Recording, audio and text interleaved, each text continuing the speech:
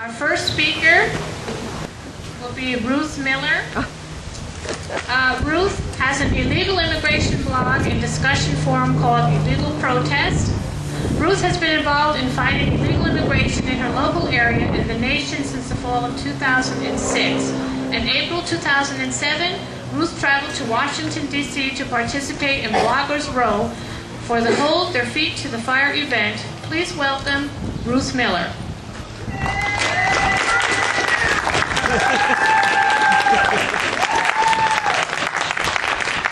Can everybody hear okay? Oh yeah! Well, I don't know about you guys, but I'm sick and tired of being attacked as a racist simply because I am against illegal immigration. That's right.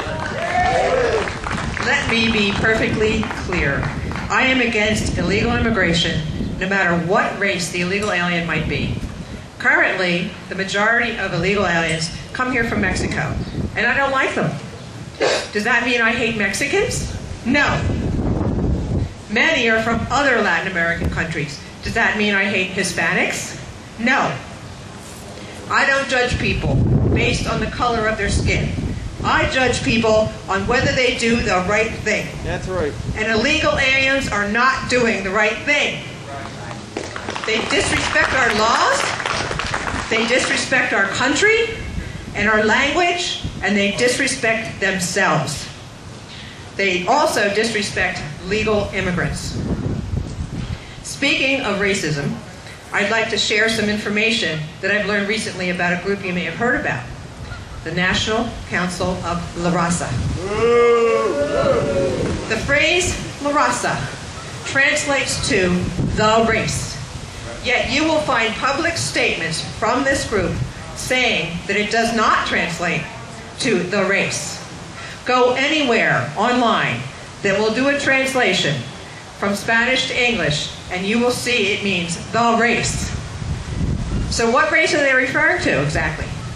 The Hispanic race or the Latino race, and only that race. This racist group wants the Latinization of America.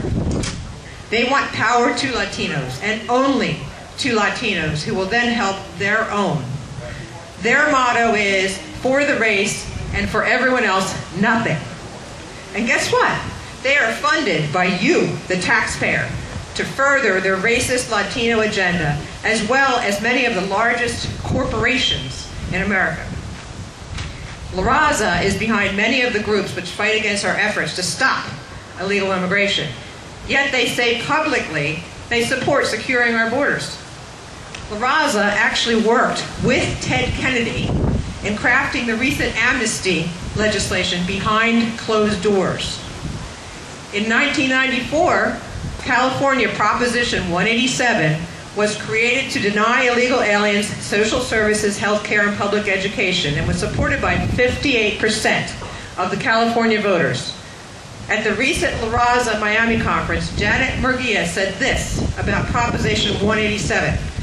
And when California passed Proposition 187, we mobilized to protect immigrants and their families. The National Council of La Raza also worked to defeat Arizona Proposition 200, which requires individuals to produce proof of citizenship before they register to vote or apply for public benefits. Proposition 200 was supported by 56% of Arizona voters. Here is what La Raza said in their talking points in a document entitled No to 200. Proposition 200 is an attack on our community. Is that the illegal alien community? The very idea that Arizona would need to be protected from immigrants who come here bringing strong family values and build strong communities is an insult to all of us. They go on to say, our children will be discriminated against in school. It will be more difficult to get health care. Will our kids have to show papers to get on public buses and join public soccer leagues? Well, yes. If you're here illegally, yes. More quotes from Janet Murguia at this summer's La Raza conference.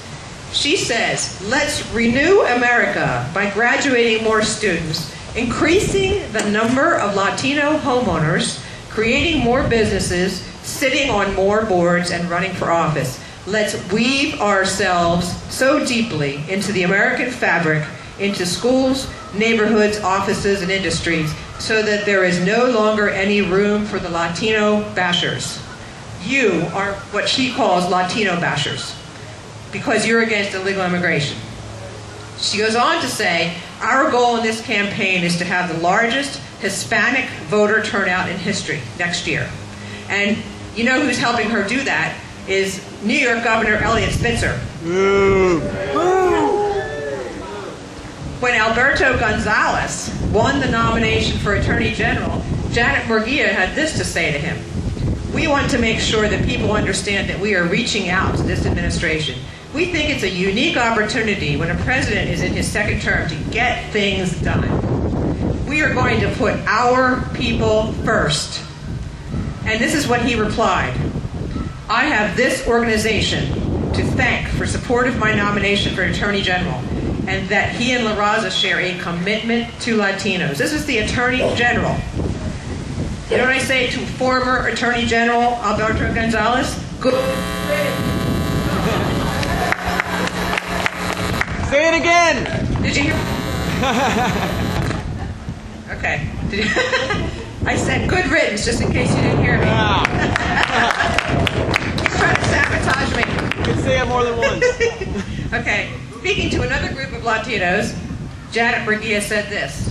We have cemented our position as the nation's largest ethnic minority. We are the fastest growing consumer market, experiencing exponential annual growth that has put our combined purchases near the $1 trillion mark. And there has been a great deal of attention to Latinos as the fastest growing bloc of voters, having added 2 million new voters in just 4 years. Now, how many of those are illegal aliens? Nobody will know. Also at the Miami conference for La Raza was Walmart CEO Lee Scott, who said this to his Latino audience at this conference. The fact is, Hispanic buying power in the U.S. is projected to reach nearly $1.2 trillion by 2011. From 1990 to 2011, if trends continue, Hispanic buying power will have grown more than 450%. That compares to a growth rate of only 176% for non-Hispanic buying power, and that's you people. So they are seeking to outbuy us. It's no wonder Walmart is kissing the rear end of La Raza. Where is this surge of Hispanics coming from? You and I both know it's not through the front door of legal immigration. And now there is a Senate bill that will fund the National Council of La Raza through one of their lending arms called the Raza Development Fund.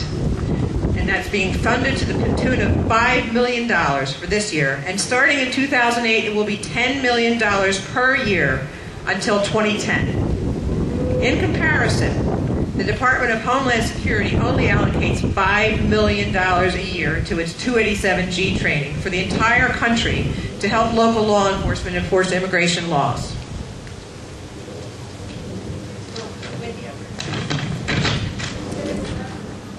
The bill is titled Senate Bill 1923, and it's been sitting on the desk of Christopher Dodd and in the Senate calendar since August.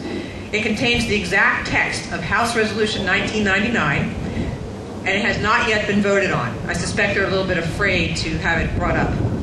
It is referred to as the Housing Assistance Authorization Act of 2007, and the Raza Development Fund is only one of 3 housing assistance groups, which will cost taxpayers $75 million between 2008 and 2012, according to an August GAO report. This is how the Raza Development Fund describes themselves on their website. We create an innovative social venture fund in response to the increasing need for social investment in Latino communities. We provide operating grants for housing counseling services in emerging Latino communities and pre-development grants for first-time ownership development for Latino families in targeted areas. In addition, they seek to increase individual family wealth and the amount of capital assets controlled by Latino institutions. Now let me ask you this. Is it not discriminating to allocate funding for housing, especially federal funding, when it benefits only one race? No. The Fair Housing Act, Title 8 of the Civil Rights Act of 1968, prohibited discrimination in the sale, rental, and financing of housing based on race, color, religion, or national origin. Sorry. Very hard to turn these pages up here, sorry. They are blatantly extending their hand for money from American taxpayers that they intend to only benefit Latinos. Excuse me, but this is racist. It violates the civil rights of Americans who are not Latino. That's right. 1/3 of the money in the Housing Assistance Authorization Act will only benefit Latinos. That means it is 1/3 less money that will benefit other needy low-income Americans who need affordable housing in deference to Latinos. And how many of those Latinos are not even here legally? There is a provision in the bill that the money can only be used for persons who are here illegally. But where is the oversight? Who is checking that the money is not being used for illegal aliens? The largest segment of low-income Hispanics residing here are illegal aliens. There are many corporate and government sponsors for La Raza, and here are some of them. State Farm, Pepsi, General Motors, Walmart, Bank of America, UPS, MBNA, Miller Beer, Verizon, Comcast, Ford Motor Company, on and on it goes. Other donors of interest: the Ford Foundation, Fannie Mae, the Department of Homeland Security donates money to the National Council of La Raza, Department of Health and Human Services, the FDA, U.S. Department of Labor. Isn't that an interesting one? AARP, the U.S. Army, and the U.S. Marine Corps. And there are many others. This is only a few. It's a long list of American traders who are helping to fund the Latino reconquista of the United States and destroy the culture and heritage of this country as we know it forever. This country does not need more poor people to burden our social service system. The United States is not a lifeboat that everyone deserves to jump into. We must defend this lifeboat, or we will all perish under the crushing weight of too many needy people. We cannot allow politicians like New York Governor Eliot Spitzer to devalue American citizenship by bestowing the privilege of having a driver's license on people who have come here illegally. We cannot allow the traitors in our government to backdoor amnesty by slipping it into bills in the dark of night. We have an off-year election coming up. Don't miss this election, or don't dismiss this election as unimportant. It's imperative to put people into office at all levels of government who care about defending this country and its Constitution. Many of these people will continue on in politics at the state and federal level. We need to start sending people the message that we will only support giving our vote to people who respect our laws, our Constitution, and our country. I salute the clerks in New York who are standing up to Governor Spitzer's outrageous and illegal plan to give driver's licenses to illegal aliens. It's just a wonderful thing to see them standing up against a governor. We need more people like them to stand up and say, enough is enough. Right.